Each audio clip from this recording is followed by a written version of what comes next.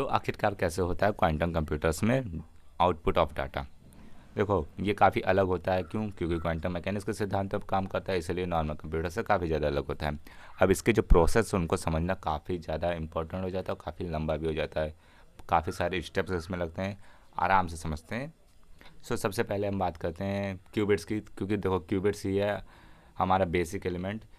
और ये कंप्यूटेशन जब होता है तब प्रोसेसिंग के वक्त क्यूपीयू में ये बेसिकली क्वांटम गेट्स से कैलकुलेट होता है, या फिर जो भी हमें प्रोसेसिंग होता है उसके बाद हमारे रिजल्ट के लिए तैयार होता है। अब देखो यहाँ पर एक पॉइंट है कि मेजरमेंट, क्योंकि क्वांटम मैकेनिक्स में हमें मेजरमेंट करना पड़ता है फाइनली पार्टिकल्स का या फिर किसी, और हम उसी तरीके से क्यूबिट्स तैयार किए हैं तो क्यूबिट्स को भी हमें मेजरमेंट करना होगा अगर हमें उनका रिजल्ट चाहिए। अगर हमें पता करना है कि कैसा क्या है उस डाटा में प्रोसेसिंग के बाद, तो हमें मेजरमेंट करना ज़रूरी है। लेकिन क्वांटम कंप्यूटर्स कभी भी आंसर को नहीं बता सकते हैं जब तक वह क्वांटम स्टेट में हैं।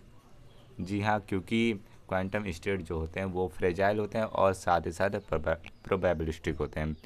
अब ऐसा क्यों बताएं जरूर नहीं है, क्योंकि अगर मैं एग्जांपल एक थोड़ा सा लूँ तो मैंने वो सिक्का वाला एग्जांपल दिया था कि अगर टॉस करते हैं तो हमें हमेशा सिक्के का, अगर हम मेजर करने जाएंगे तो सिक्के का हमेशा हेड या फिर टेल पार्ट ही दिखेगा, दोनों एक साथ नहीं दिख सकता। और क्वांटम मैकेनिक्स यही कहता है हमारे पास सुपर पोजिशन भी है, तो फिर कैसे काम होगा, इसीलिए काफ़ी अलग हो जाता है। देखो हम जो आता है डाटा वो मेजरमेंट के दौरान कोलैप्स हो जाता है इनटू 0 और 1। देखो, और 0 1 ही हमारा फाइनली बिट एक होता है जिससे हमें फाइनली कोई आंसर मिल सकता है। लेकिन क्या हो अगर हमारे पास सुपर पोजिशन आ जाए, यानी कि 0 और 1 के अलावा 0 1, कुछ समझ आ रहा है? मतलब सुपर पोजिशन को हम कैसे निकाल सकते हैं, यहाँ पर काम आती है प्रोबेबिलिटी। अब इसका क्या होता है, इसके आगे क्या होता है, सब आराम से बताएंगे अगले पार्ट में इसी वीडियो के। मिलते हैं अगले वीडियो में।